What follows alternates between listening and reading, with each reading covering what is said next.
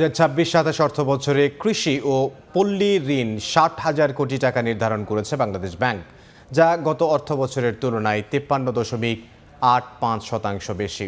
দুপুরে কৃষি ও পল্লী ঋণ নীতিমালা ও কর্মসূচি ঘোষণায় বাংলাদেশ ব্যাংক জানায়, গ্রামে কর্মসংস্থান সৃষ্টি ও উৎপাদন সচল রাখতে ও গ্রামীণ অর্থনীতিকে চাঙ্গা করা ও শহরমুখী চাপ কমাতে সবচেয়ে বেশি গুরুত্ব দেওয়া হচ্ছে।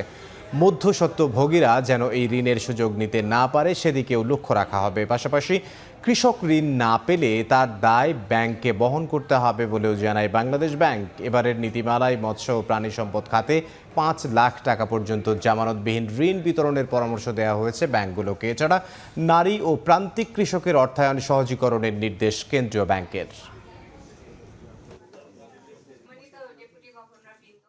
কৃষির উন্নয়নে, কৃষির ভূমিকা আরো জোরদারকরণে, কৃষি ঋণের বিতরণের যে পরিমাণ এবং কৃষি ঋণের বিতরণের যে ক্ষেত্র, সেগুলোকে সম্প্রসারণ করতে যাচ্ছি।